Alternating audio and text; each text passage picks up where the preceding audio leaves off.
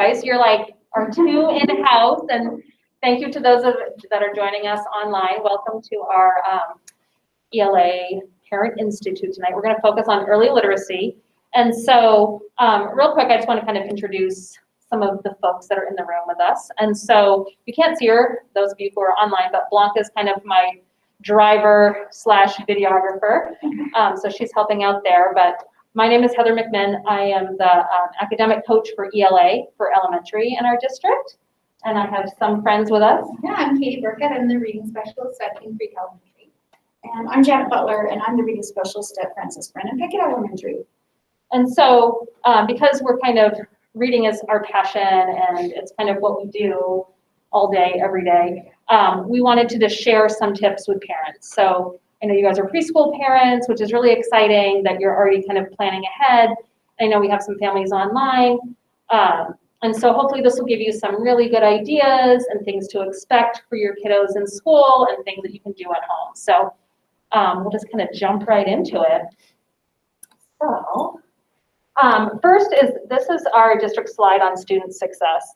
And so obviously that's why we're here, right? We're here for the kids, and we want to make sure that even our youngest learners, we're thinking about them, because believe it or not, at some point they are going to be those big kids that are graduating high school and going off into the world. And so this is just a little bit about our kind of mission and vision and philosophy on student success. And so we want obviously to, I'm just going to kind of read from the student success block here, to inspire all students to meet or exceed annual individual and academic goals, prepare them for post-graduation opportunities, responsible citizenship, and obviously competition in a global economy, and empowering our students with skills and tools so they're confident, resilient, healthy individuals. And so there's kind of a lot of information on these slides. I'm not going to go over all of them, but just know that we value even our youngest learners that are someday going to be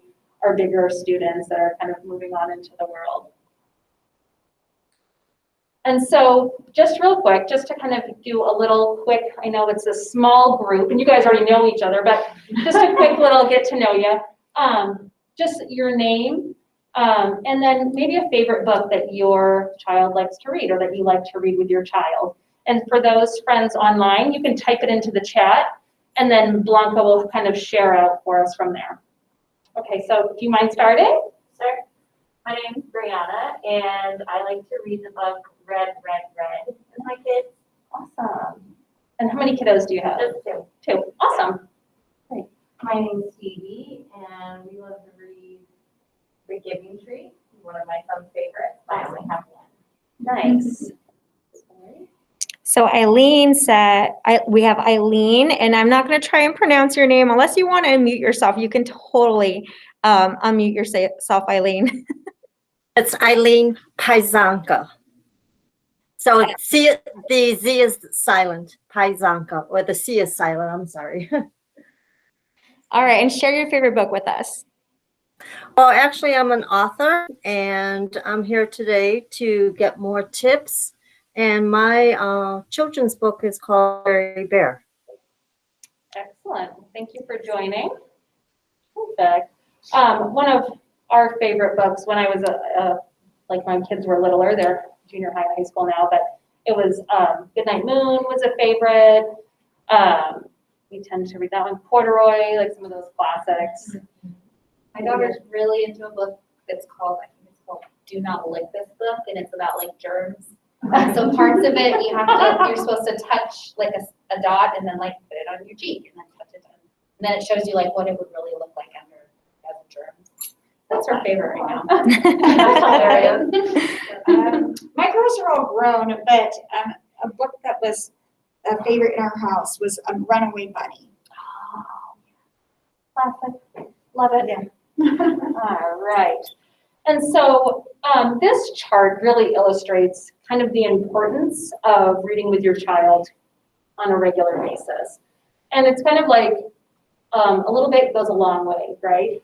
And so when you kind of see in each column, like the first column, student A reads an average of 20 minutes per day at home. In the middle column, 5 minutes per day. and then the far right, 1 minute per day. And so basically, statistically, it says students that read 20 minutes a day, they score in the 90th percentile on standardized tests, as opposed to student C, with only 1 minute a day, scores in the 10th percentile on standardized tests. And so that just speaks to the language, the exposure, the vocabulary, and also reading with a parent for a child, that's a very positive experience, right? They have that one-on-one time with a parent, you're sharing stories and asking questions and doing all of those things. And so for our kiddos, kind of like bricks in a wall, you know, like little bits actually add up to a whole lot over time. And so this really just kind of illustrates how important those little sessions are, kind of in your normal day-to-day. A lot of elementary teachers too will assign that as part of homework. It's just reading for, you know, it can be with a parent, it can be independent reading, but it's that reading for at least 15, 20 minutes a night is oftentimes a very simple homework assignment. Okay. Some things that your students should know in pre-kindergarten, like before coming to kindergarten, to be successful is writing their name. That's important. The alphabet song is really, really important. I think if the kids know the alphabet song, they know the letters, and that really helps in kindergarten, and recognizing their letters. Some kindergartners come in knowing that their letter starts with a J, their first name starts with a J, which helps them know their alphabet letters. But writing their name, even if it's in all capitals, is great. These are some really important things for preschoolers as to how to hold your pencil. It's really hard to break the habit. When I used to teach first grade, kids would hold their pencil wrong, and I'd have to go along and say, chop off that bad habit, and we'd pretend to chop off our arm, and they were chopping off a bad habit. Kids will hold their pencil like this, and if they start like this, holding their pencil, or like this, it's hard to change that habit once they start writing. So if you teach them how to kind of hold the pencil the way they should, or a crayon the way they should, it helps. Another really important thing too is like in preschool is like the skinnier pencils are hard for little kids to hold because their fingers are so tiny. So they have fat crayons now, and they have fat pencils. You can buy them at the teacher store. I think you can find them even at Walmart. And those really will help kids get that muscle memory of holding it that way with a fatter crayon or a fatter pencil. And another important thing is scissor holding. You'd be surprised how many kindergartners do not know how to hold a pair of scissors or to even cut, like they hand it to you, the teacher.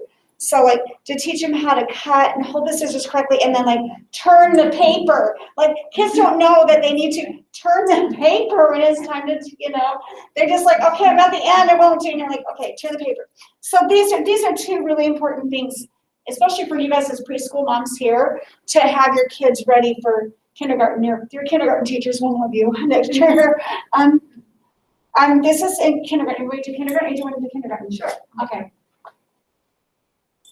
So once they get into kindergarten, so for you guys next year, these are kind of like the main skills that they really need to know before they leave kindergarten, right? So they need to know the letters, all the letters, uppercase and lowercase, and all the sounds.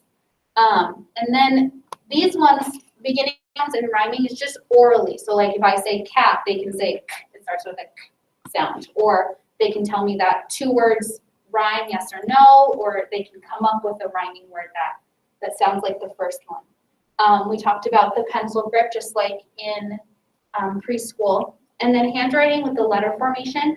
They will teach them in our district very specific ways to form the letters, and we have actual writing paper with labeled lines. And you'll start hearing about the skyline and the worm line and the grass line and all that kind of stuff. And then phonological awareness, and we actually just got a new program for that this year.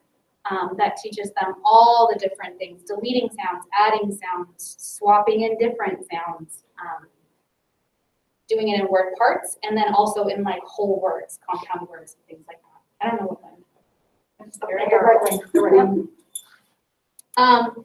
as they go on, they will start learning the high frequency words. I think that they'll introduce them to the first 100 or so, but they don't need to master all of them by kindergarten from 60 to 70.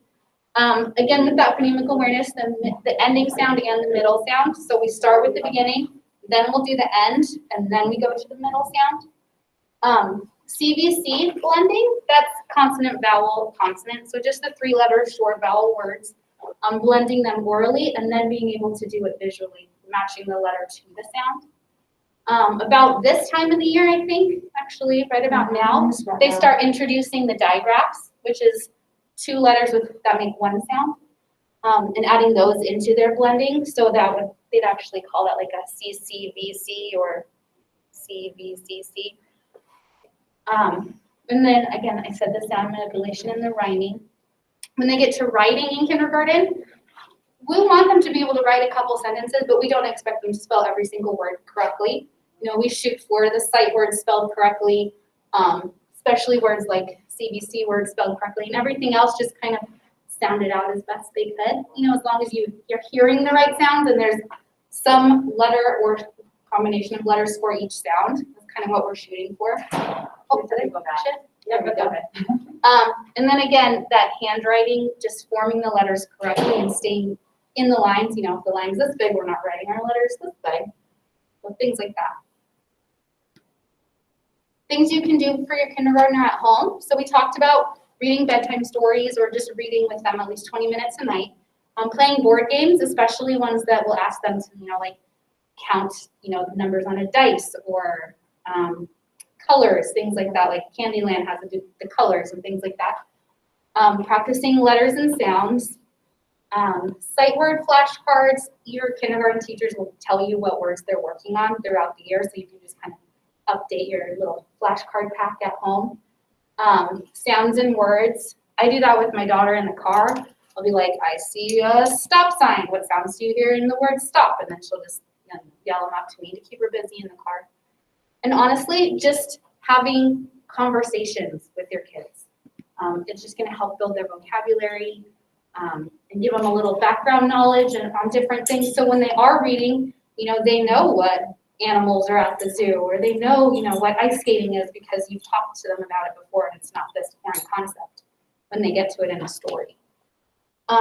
We have some links here that Heather added in, and we're just gonna share this out. If you want to, you can click on one if you want to, just to kind of, it's just from Reading Rockets is a great website. So if you just Google Reading Rockets, but they have a whole section for parents and for families. And so these were 2 sections that I kind of pinpointed because you can even get tips for parents of pre-K students as well. But there's lots of information for parents about the reading process and, you know, how students learn to read, things to do at home, suggestions for activities, for books. It's kind of like a bigger version of everything that we're saying here today. So if we want, we can click on just to kind of go over. Can I show? Yeah, just kind of show them one. It's not on. Is the smart board not on? Oh, it is me. Okay. Hold on. I wrote on it, but it didn't. There we go. And so this is kind of what the website looks like. And so some of these,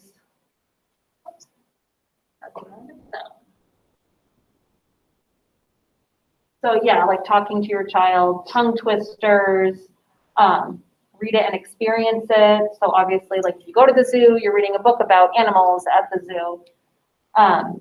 You know, using your child's name, so then they, you know, are able to kind of, that's usually the first word they can read is often their name.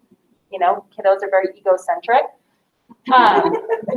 And so anything that like really relates to them, they really like resonates with them, doesn't it? And they're like, oh, that song has my name, like I'm gonna pay attention. You know, playing with puppets, trace and say letters, sound Just this games. one right here, like write it down. Just having an area where they can just always go to have paper and pencils and crayons and different writing tools is major. Absolutely. And so it just gives, you know, there's tons of links and there's all sorts of stuff here, but I thought this was a really good list. Some of the things that we had talked about, obviously, And even like that said playing sound games, so kind of like Katie had mentioned, like, oh, can you guess this word? No, you're fine, come on in. Join us. And the videos on here are great too. Yeah, Yeah, there's- if you click on the videos, they have really good videos that. yeah, it is true. So anyway, so that's that website. So like I said, it's readingrockets.org. And so there's loads and loads and loads on there. Alright. So in kindergarten, we have a universal screener that we use for all kindergartners across the district, and it tests a few key skills that will predict success in reading in the future. So some of the things that we test in kindergarten are letter naming, fluency. All of these are done for 1 minute, so we time them, how many you can do in a minute, just to see if it's automatic. So maybe they know all their letters, but it takes them a while. We want them to be automatic with them. So we have letter names, letter sounds, and then onset sounds was like I was saying cat, and they can say k. What's the first sound you hear? Word segmenting, so that's saying cat, but they can hear all the sounds. So they would say k, at, and we'll have them like tap all the sounds on their fingers. And then nonsense word fluency, that's the visual part of now I see a make-believe word. So it's still a 3-letter word with a vowel in the middle, but it's all a make-believe, so they can't have it memorized. And so they might say myth on there, and you want them to be able to say the sounds or say it as a whole word. And then these are the goals, so how many we want them to be able to do in a minute by the end of the year. So 50 letter names, 41 letter sounds, 16 beginning sounds or called onset sounds, 30 word segments, so like each sound is 1 point, so that's like 10 words kind of. And then reading, is this 12 whole words? 12 sounds, 12 sounds. Yeah. So it's like 4 words, essentially. but each sound is like a point kind of. So those are the goals we try to get them to. How often are you doing those tests? 3 times a year. We do one at the beginning, one around winter break, before winter break, and then one at the end of the year. And like she said, those are like, it's just a quick screener. Basically, all schools do a universal screener, and it's just a quick check-in. And it definitely, it's more skill-based with reading, or pre-reading skills. And so what teachers and reading specialists are able to do is just say, okay, I know that these kids, maybe these guys know their letters, but they don't know their sounds. And so as they're planning instruction, they can kind of make sure that they're giving each of the students what they need. And then if there are kids that maybe, they're really struggling, then we know, okay, we need to pull that kiddo for interventions. And we need to give them a little extra help to make sure we can try to catch them up. Because one of the things that we know and that what research really shows us is that all of these skills can be taught. And it's those skills that the earlier, the better, as far as identifying and having the most impact. And so we put a lot of our energy and our resources into those K-1-2 students to make sure they have these foundational skills, which really extend themselves to success later on. And so we know that this screener isn't a complete picture of a child, but it definitely gives us a lot of information in a really short amount of time that we can make some pretty significant academic decisions based on that information. Okay, so this is just kind of the reading pyramid that we talked about, like that it's really important to have a, oh, I'm not in the camera. That's all right, I'll step over here. It's really important to have a language-rich environment, just like comprehension. It starts out with the preamp concepts, and then it kind of goes into more the alphabetic principles and reading syllables, and then it goes more up to the upper grades. Like in 3rd grade, they should be reading about 114 words per minute. And by 3rd grade, kids aren't learning, they're not learning to read, they're reading to understand or to reading to comprehend. So that's like what Heather was saying, it's so important to get those phonetic things in, oops, sorry. In kinder and 1st and 2nd. Sorry about that. I didn't Sorry. go off. I'm embarrassed now. It's so important to get the phonetic skills that they need in kindergarten, 1st and 2nd, so that they can bridge those gaps. So that by the time they get to 3rd grade, they're learning how they're reading for comprehension and for fun and for understanding, not learning how to read. Okay, And nice quick add too. you bet. One of the neat things about this chart is like along this left column, it goes from like 0 to 2s up to 3rd grade. And then it's broken up into kind of these like big concept areas, right? So you have like print concepts, you know, phonemic awareness and phonics and alphabetic principles is here. Then you have fluency, vocabulary comprehension. And what this really is showing us is that not every kiddo is going to be exactly in the same spot in kinder, 1st, and 2nd. You might have kids that their decoding is really good, but their comprehension might not be so good. But their fluency is really good. They can decode fast and they can read nice and smooth and fluent. And so it's kind of this ebb and flow for a while. And you might notice your kiddo, you know, understands like the concepts of print, right? They know it goes, you know, from the top left to right and down the page. They might not know the letters in their name yet. And so these are kind of ballpark kind of ish. And just know that each kiddo is kind of learning and doing this dance with it all, where they're learning some skills faster than others. There's some that come easy, and we all know what's easy for some is difficult for others. And so some areas might be more difficult, but then eventually, usually by 3rd grade, they tend to level out. And so if you're noticing, oh gosh, you know, like my kiddo has a great vocabulary, maybe it was like a real like print-rich environment, you guys did a lot of talking, but maybe for some reason or another, the comprehension is a little tricky, right? So sometimes things will be uneven, but then, like I said, they kind of tend to level out.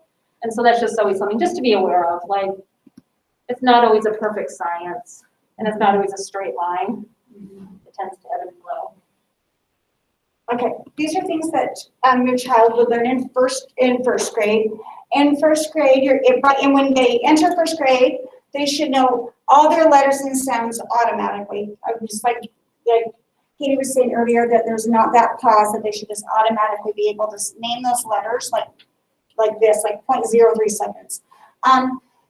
They should decode and encode. They should know their beginning sight words. In 1st grade, they should know, when they leave 1st grade, they should know about 150 sight words. So when they leave kindergarten in our district, they usually know 50 to 60 sight words. And knowing their sight words helps them be a good reader. They can see those familiar words that are, we call them trick words in our foundations program. And so once they know those trick words, they recognize those trick words and they don't have to, because those trick words are words that you can't sound out. So if they know those trick words, then that helps them. And then they learn how to do comprehension strategies, beginning, middle, and end of the story. Throughout the year, this is what your child will learn. In 1st grade, they learn about long vowels. And in long vowels, they learned different ways to do the long vowels. They learned that there's a super E, and the silent E on the end jumps over the consonant and makes the vowel in front of the consonant say its name.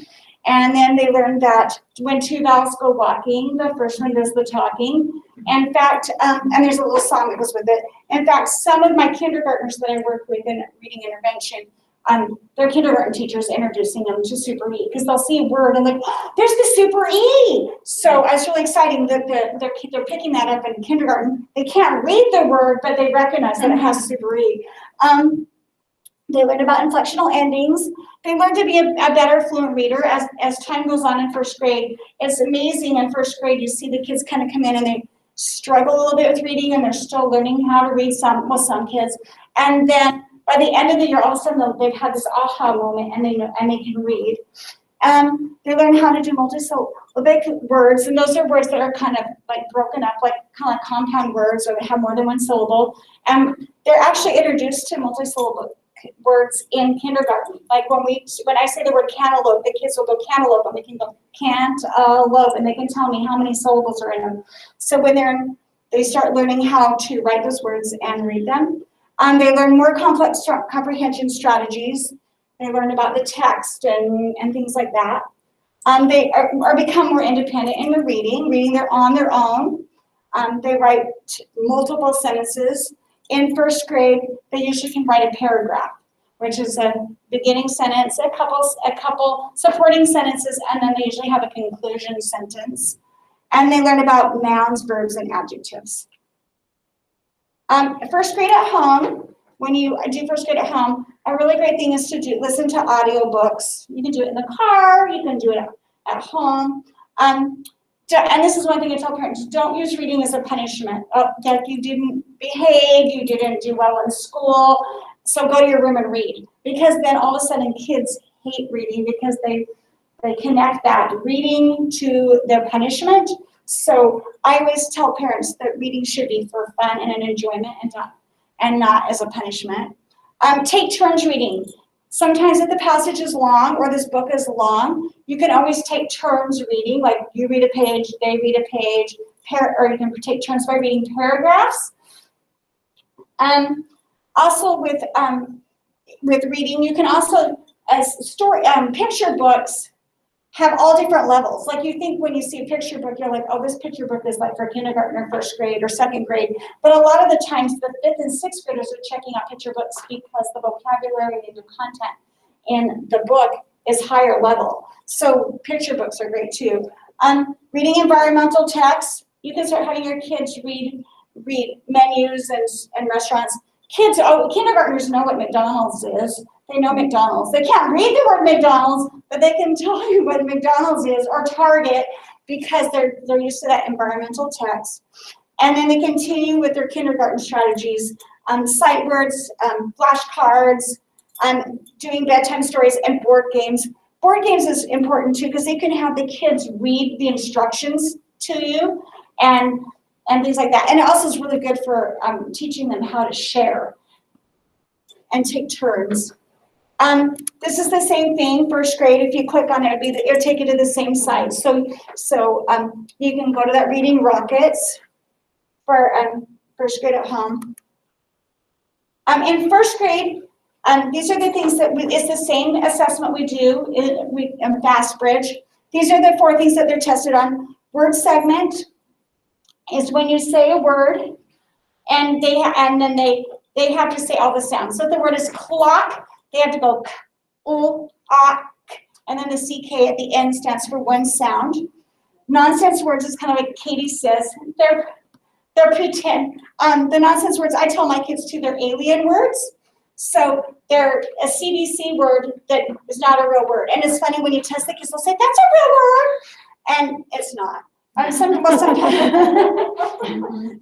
try to change it to a real word because they're so used to wanting to read real words.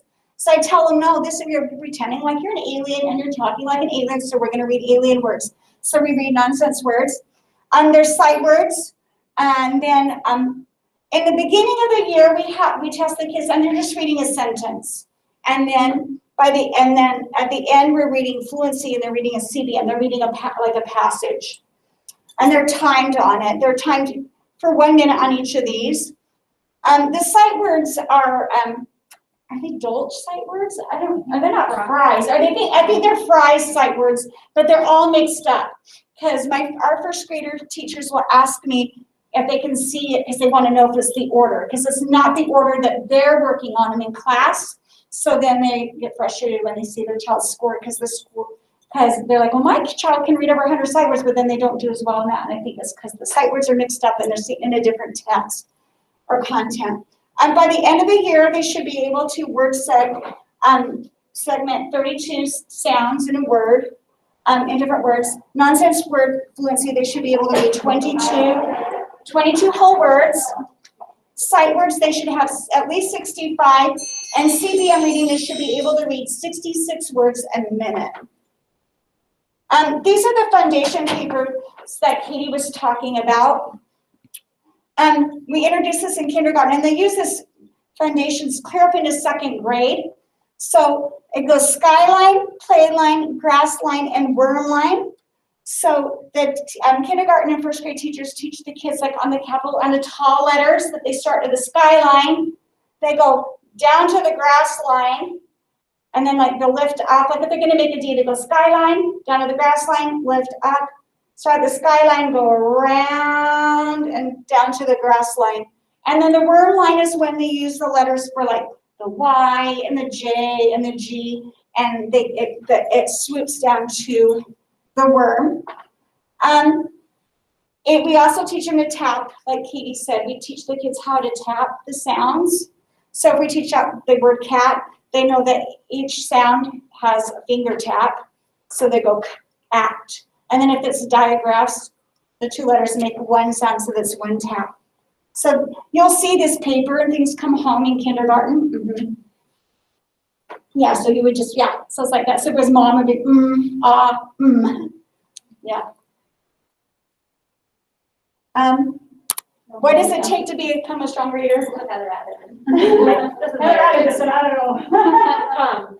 Real quick, just to backtrack. So Foundations is the program that K1 and 2 uses for basically those foundational reading skills. And so you'll have, some of our preschools have started using it as well, especially just for like the letter cards and some of the letter identifications.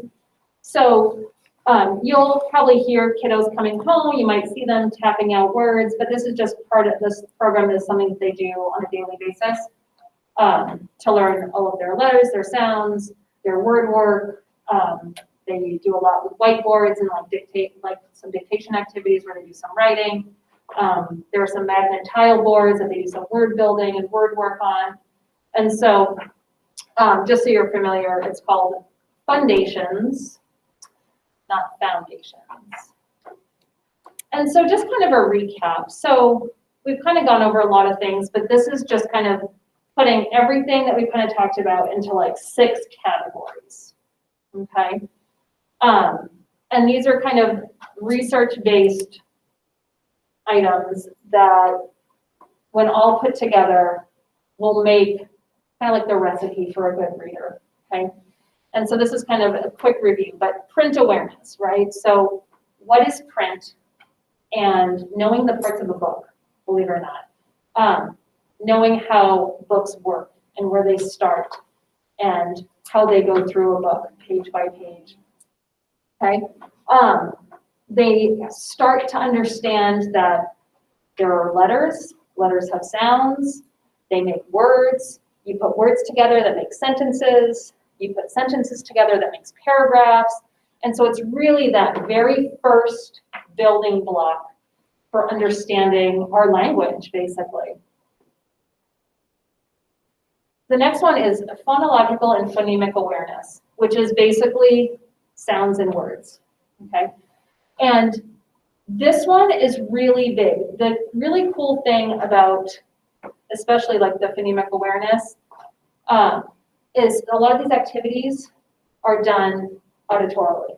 So you can be talking these through with your kiddos. You don't need anything to really kind of build this skill area. It's the ability to hear, identify, and be able to kind of manipulate or play with the sounds in words. And so that was kind of what we had talked about before, like, do they know rhyming words? Can they identify? If you give them a word, hat, can they come up with hat or mat or sat or rat? If you want to play a clap out syllables, can they hear that there are 2 parts to the word starfish? Starfish. Can they clap out those syllables? Can they identify first sounds? Can they identify last sounds? And then usually the last one to come along is those middle sounds, because those vowels are tricky. So can they hear those? The next part is, once they can hear them, can they manipulate them? So you can say, oh, in the word cat, I want you to take off the k and add a h to make a new word. What's that new word? Hat. Okay, can they do that? Can they do they have enough knowledge of letters and sounds that they could physically think through, like, okay, I'm dropping that one off, I'm putting that one in, here's the new word. Can they do that? So those are all really important skills. Phonics is connecting it with the letters. And so that's where like your reading and your decoding comes in. Do they know those letters and sounds well enough that when they see a letter on the page, automatically they know C says K, That's a C, that's the sound it makes. Okay, A comes next. Act. Do they know how all of that works? And this is why our little ones get so tired when they're learning to read, right? Because we're doing these things automatically and they are literally thinking every step of the way, each piece as we're going along. Okay? So decoding is the act of sounding out words using phonics.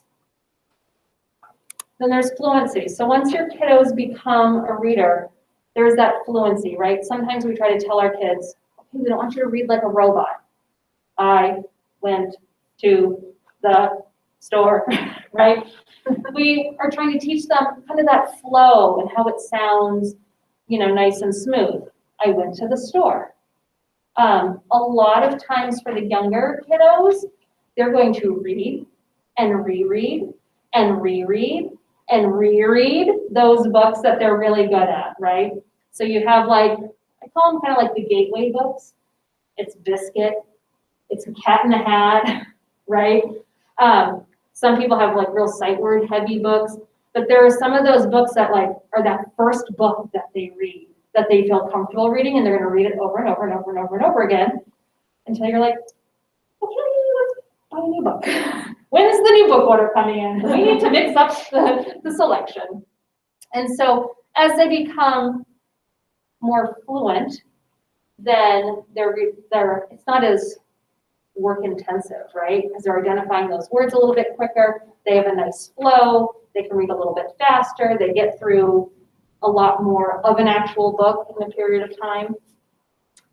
Then there's vocabulary, okay? Obviously, that's a huge piece for comprehension. If they know what the words mean, then they're going to understand what's happening on the page.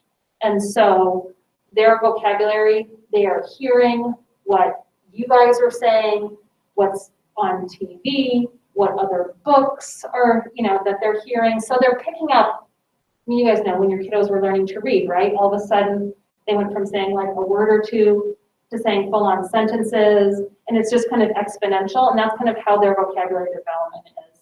The more they read and the more exposed to, their vocabulary just gets really, really large. And then there's that comprehension, right? Do you understand what you've read? And so especially with those early readers, having those conversations, who were the characters in our story?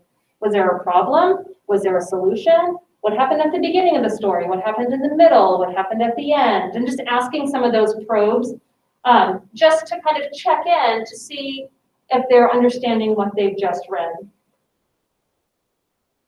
And this is going to be the comprehension. Really, the key to comprehension is if they have, this is what they call the simple view of reading, right? The real basic level. If they can decode words and they have good vocabulary knowledge, then they're going to have good comprehension. So it's kind of like a puzzle. If they can do this and they can do this, then this piece, the comprehension, should just kind of come along. And so this is a video. It kind of illustrates a parent and child kind of sitting together and reading together. This is that video piece. So you're going to play it for her out there. Because we're kind of projecting, we're going to play it separately so that we don't have.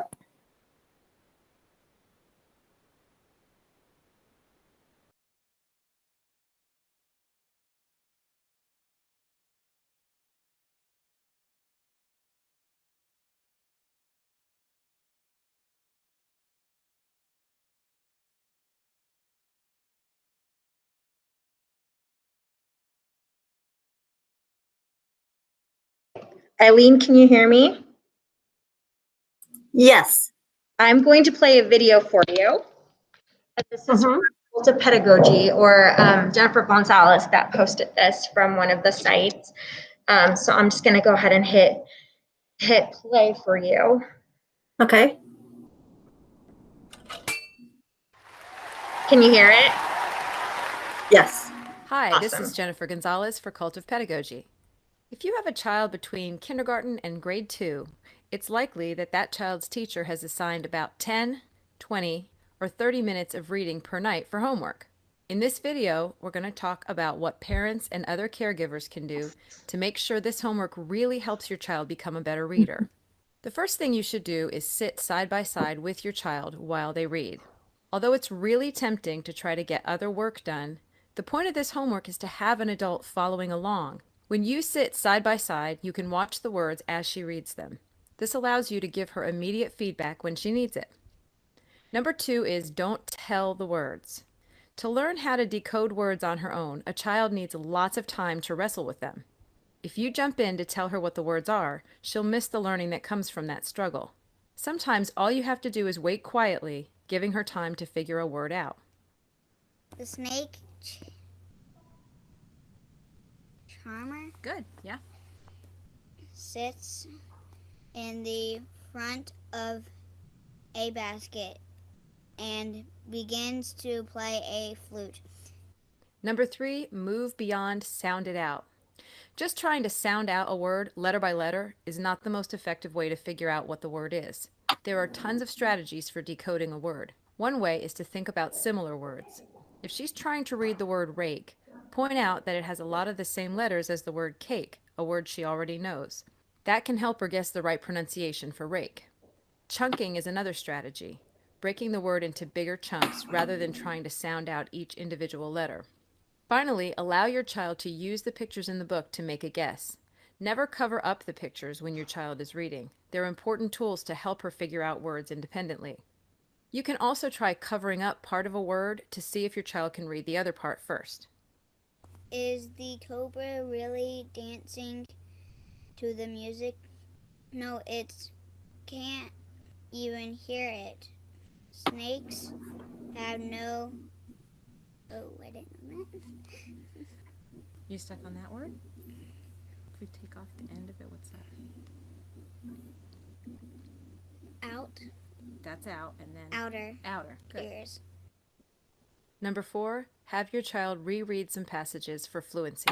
If your child is merely sounding out individual words, she won't really get the meaning of a sentence. For the words to make sense together, they need to be read smoothly. So if your child takes a while to get through a particular sentence, have her go back and reread it so it makes more sense. A long time ago, sailors thought these meant that someone was going to die. Good. Now we kind of slowed down right there, so let's try to smooth the sentence out. A long time ago, sailors thought this meant that someone was going to die. Much nicer that time. Just be careful not to overdo it.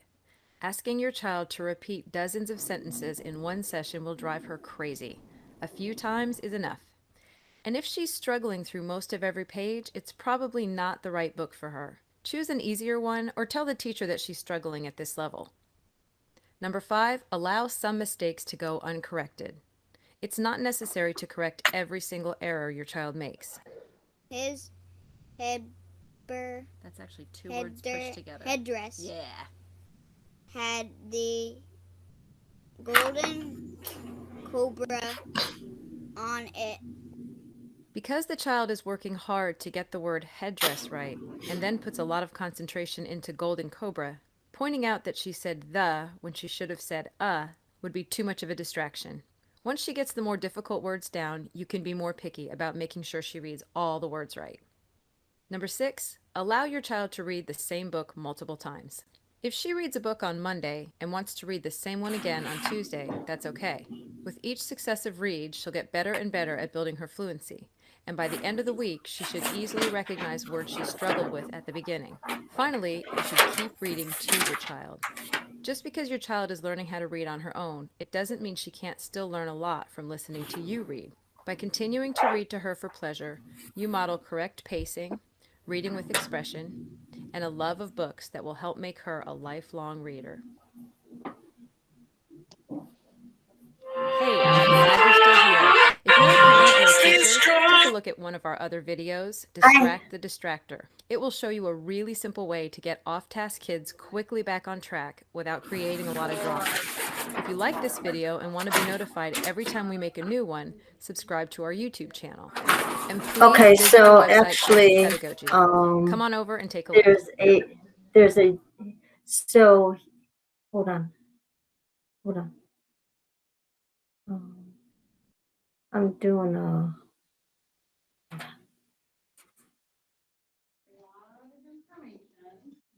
But what questions? Good. Eileen, you still there? yes, I am. Okay. What questions do you guys have for us? So between the three of us, we've got, we've all taught elementary, we've all been reading specialists. So what you got? Anything that you're wondering about? Any concerns? Any questions that you're just dying to know?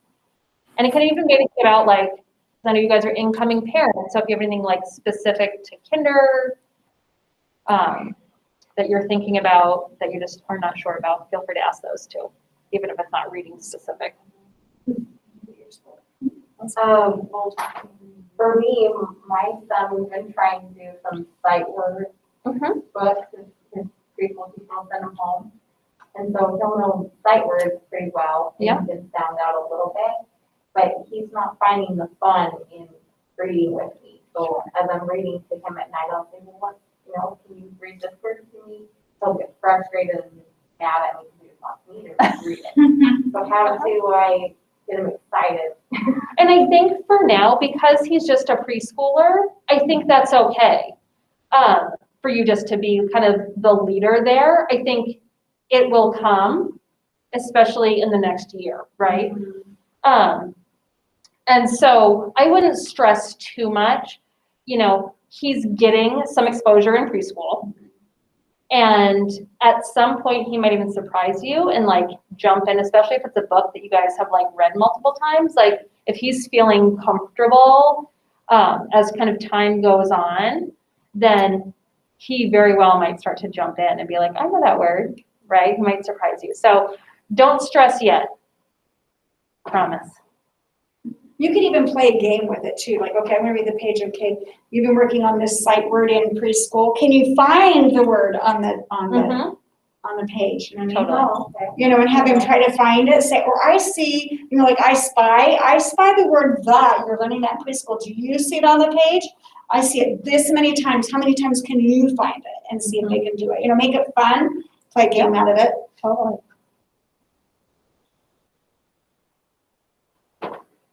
Anything else for us, ladies? What school are your kindergartners gonna be in next year? Jack Barnes, okay. That was your old school. Yeah. She was there for how long were you there? I was there for 11 years. For a long time. And then maybe Silver I'm or Saucon? undecided, yeah, but Saucon is my boundaries, yeah. Okay. I guess I could ask that, so do you guys feel, because that's what I've heard is the mix. I don't know, opinions about how, so some of the schools are leaning more towards computers instead of more the writing and reading. Do you guys see a difference in those schools as far as? Not too much, especially in the younger grades. I feel like those teachers, yes, there is some technology that is being used, but it is not the sole thing that is being used. I feel like teachers are kind of what I've seen just in all 8, we have all 8 schools that I'm kind of in and out of. It's a mix. I feel like most of the lower elementary, they might do some things on computer, but they're still really doing, like, the kids are doing the writing, they're doing the cutting, they're like doing the hands-on. There might be, they do learn typing, so they have typing club, so they're kind of learning about typing.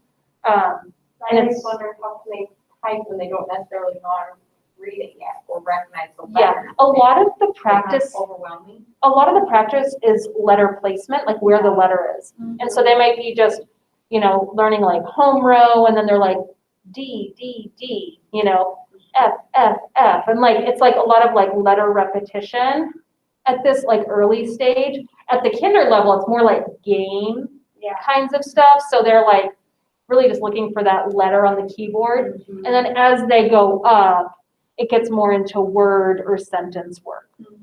But at the kinder level, it's pretty like letter focused, just kind of, And it's like got pictures of like a kid's hand, where the letter is, so Yeah. when they click the right one and write it for you. Yeah. The kids love it in kindergarten because like they know a letter and they know the letter so they can find it, like, you know. Okay. Yeah. yeah. I know the X. As I've looked into different schools, that's been the thing that I've found so different. Mhm. One school has homework completely on the computer, one is paper-based. Yeah. Some don't. I'd say They do in computer primary- for like owner. Kinder first, second, probably not, so No. maybe in the. So like our second grade at Pickett has the kids do RAS Kids, which is a reading program on the computer. You know, the teacher will give them the code at home, and then they can listen to stories and read books at home. And so I know that's something they do at home with computers, but it's not like hours of it, or you know. No. And I know like some second grades are starting to use a little bit of like Google Classroom with some of their assignments. I don't see it as often in K1. I think Softman and Catherine Barney, they have the Google. They do for tablet first? In class, in kindergarten. okay, So that's where, yeah. I don't know. Oh, I'll have And to, then Barney's advanced though, so the Yeah. kindergartners are also doing first grade stuff. that's true, yeah. They're already accelerated. They're accelerated at Catherine Barney. Accelerated. And it's probably, my guess would be if they're using Google Classroom, it'll be developmentally appropriate content within that. Like, I don't think you're gonna see them having to like type like long answers. It might be something like a drag and click, like maybe a sorting Like a link game to a or game. something. But their benchmark testing in first grade is on the computer.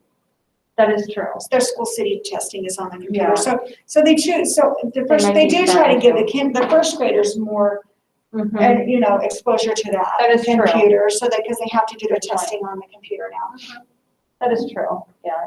But it's funny because the kids know more about the computer than I do. Like I'll be trying to do something with them and they'll say, "No, Mrs. Butler, you've got it all wrong," and they help me. So it's true.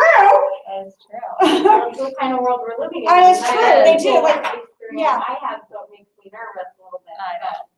They get pretty savvy. Like I was in with third graders today and they were just like kind of intuitive. Like I was showing them the AZ Merit interface because they're in third grade, they take the AZ Merit for the first time. So I wanted to show them like, when you do the writing test, this is where this is. And they were like, they logged in, they put the code in, they were waiting for approval. Like we showed that we kind of did like a quick overview. Okay, you're gonna do this, you're gonna do this, you're gonna do this. And we'll be kind of roving to help. And they like did not need help. Like it's so intuitive to them because they're computer kids, right? Yeah. They've been like raised on it. Yeah. My And 3-year-old knows. My 3-year-old knows how to just swipe on a phone. You know, That's true. it's pretty sad. That's all guys. But yeah. And have you had a chance to tour the sites that you're interested in? Oh, good. Because I was gonna say, Softman's the only one I haven't yet, but I'm supposed to go on Monday. oh, good. Spring break, so. Yeah. Awesome. Well, that's exciting. They all seem like great schools. Just figure out. Finding your fit, right? Absolutely. Well, they all have fantastic teachers. Mhm. Playgroup really hires fantastic teachers. Being at Jack Barnes, and then I know some of the kindergarten teachers at Sossaman, and they're fantastic. Yeah. Yeah, you can't go wrong with the True story. Awesome. Well, thank you guys for joining us this evening. Yeah, It was, thank you. hopefully, this was good information. Obviously, ladies, feel free to snag a Take the little, chapter books for the future. snag a good story.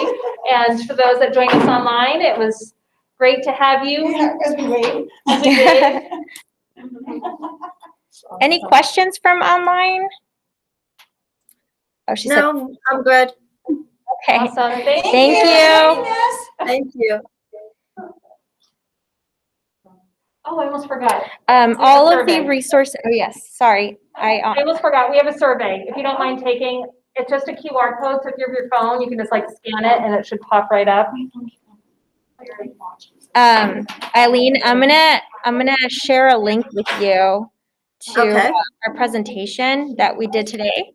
Okay, oh, great, because I was doing snippets. No worries. Filling that out. I'll share the presentation, and if you can, there's a link in there, a QR code, if you want to leave us a little, just feedback to see how we did today, that would be amazing. Okay, great. I know this year, none of the schools are having author visits, and hopefully next year, we should hopefully back to somewhat normal where you can have visitors. Please keep me in mind. I do have therapy dogs also, and I actually did a author visit with and they're one of the girls are and it's I can't think of the name offhand. Okay, I just put my email address in there. If you want to send me your information, then I will Okay, pass great. that along to our reading specialist at each site. Okay, great. Thank you so much. Oh, we just showed up. Oh, Yeah. there's still the scan, the code. here. Oh, So I don't know if it's That's both right. So I don't know if they, like, it oh, shows it's up because better. you had it, okay, I know why. You know what? Yeah, so Oh, if you instead could go to bit.ly/QCUSD cares, then it will give you the, hold on. This? That's how I am. Here, I'll just write it down real quick. If not, I might be able to pull it up on my computer if you want to stick around.